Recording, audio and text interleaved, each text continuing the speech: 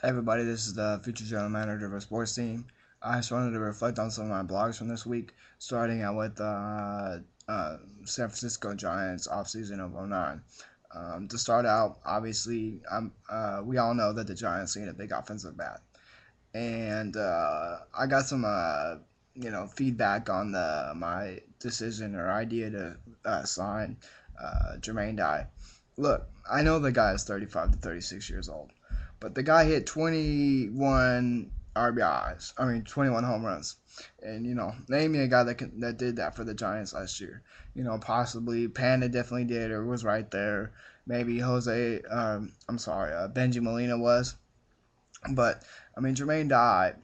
If we can't get Jason Bay, he'd be a good signing. I'm not saying sign him for 3 to 4 years. All I'm saying is sign him for 2 years, see how it goes. Give him a incentive based contract. Who knows? I just think that this guy would be a nice signing for 1 or 2 years. It would give us some pop in the lineup. Obviously, from my blog, that I think that the number one priority for the Giants should be to sign Jason Bay.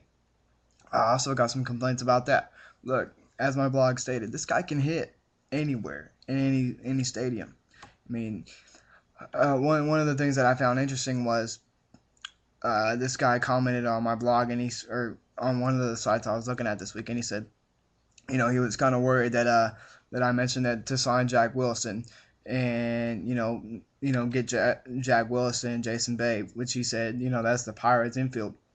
Look, it's not their fault that they play for the Pirates. Those are still some good players. Now, obviously, Jack Wilson isn't going to be a Giant because he just signed a 2-year, $10 million contract. I kind of knew that he would be back with the Mariners, but I was saying if they didn't do it, he'd be a nice fit.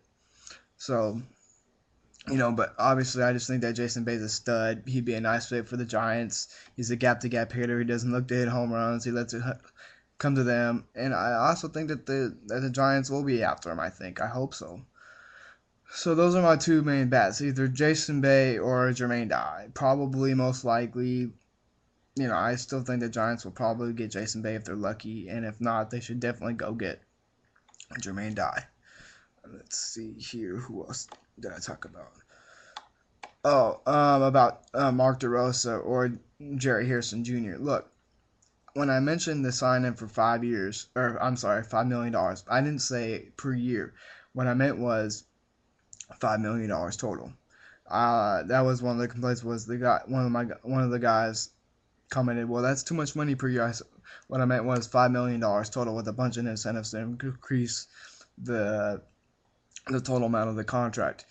I mean, you get Mark DeRosa or Jerry Harrison Jr. Those guys can play anywhere. They're gap-to-gap hitters, and especially Mark DeRosa. With the Cubs a couple years ago, he had some good numbers, and although he was hurt this year with St. Louis, you know he had some good numbers, and I think he'd be a nice fit for the Giants.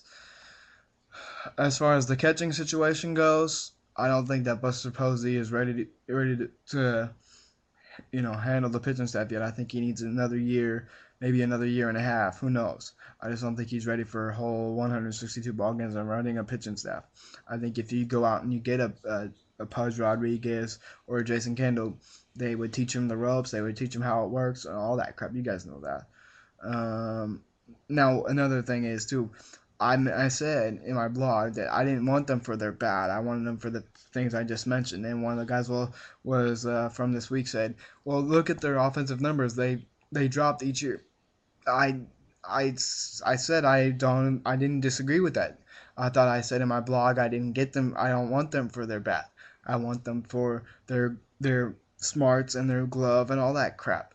So it was kind of frustrating. When people were saying, "Oh, what their numbers are down," and same with Jermaine Dye, and I'm not denying that. What I'm saying is would be a nice fit.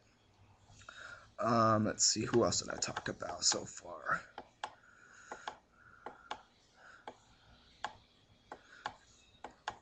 Okay, and another thing too is all these guys that I'm talking about is signing them to short term contracts. I'm not saying signing these guys for 3 or 4 years. Maybe on some of them, maybe like a DeRosa or Harrison. What I probably meant was a 4 or 5 year deal. What I'm saying is a nice short 2 to 3 year span. it would be a nice gap. It's not like you're signing them to long-term deals. 2 to 3 year contracts in sports are easy to move. You got to remember, we're not talking about the real world business. This is sports. When you sign guys to 4, 5, 6 year deals, then you have a problem. When you sign them for 2 or 3 years, that's easy cash, easy money to move, all that crap. It's not so much the money, but the years that a player has on their deal. Some people have complained about Aaron Rolling, and I also like to touch on that. Look, the Giants were basically got off the Barry Bonds thing. They all moved on from it. They had a lot of money tied into the previous players, like who was it? Just some players from the Barry Bond days. I can't. I'm having a brain freeze right now, but they all came off the books. And signing Aaron Nolan was a nice signing to me. He's a gamer. He's a stud. He plays every day. Yes, his stats may suck right now, but you have to understand his character has helped the team out immensely. So I don't blame him for that. Um, so there you have it. As far as the Giants, like you sign a Jermaine Dye, Jason Bay, you go out and you get a Pudge or a Jason Kendall or a DeRosa or Jerry Harrison Jr. I think they'll be in business. And also, like I mentioned in my blog, I really think that they should not let go of Brad Penny. They need to resign Brad Penny. Like I mentioned in my blog, this guy's a stud. This guy can pitch when he's healthy. He can eat innings. If he's our fourth or fifth guy, he eats a lot of innings. And for a fourth or fifth starter, I take that any day of the week. So, we'll see how it goes. But I like what the Giants are doing. And yes, obviously, they're going to save up some money and give a lot of that money away that came off the books to, obviously, Tim Lincecum and to Brian Wilson. But you have to understand, like I mentioned in my blog, Bill Newcomb came from the Microsoft days. He worked for Microsoft. He was obviously the lawyer. So he's not dumb. He knows how this stuff works. You know, and I think he's really gonna try and get a new cornerstone, a new bat. There's no way that the Giants are gonna go into the season with the same lineup they had. They just can't do it. They need a potent batter like a Jason Bay or Jermaine Dye. Um, so we'll see how it goes. But I like where they're coming from. I like where they're at. They have a lot of nice young players. Torres, Shorholtz, all those guys. So we'll see how it goes.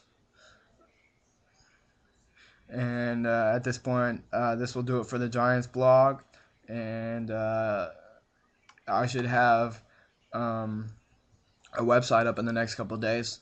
So I'll get that out to you guys. I'll have my own website out. So I should get that in the next couple of days, and we'll go from there. This is part one of the blog. Thanks.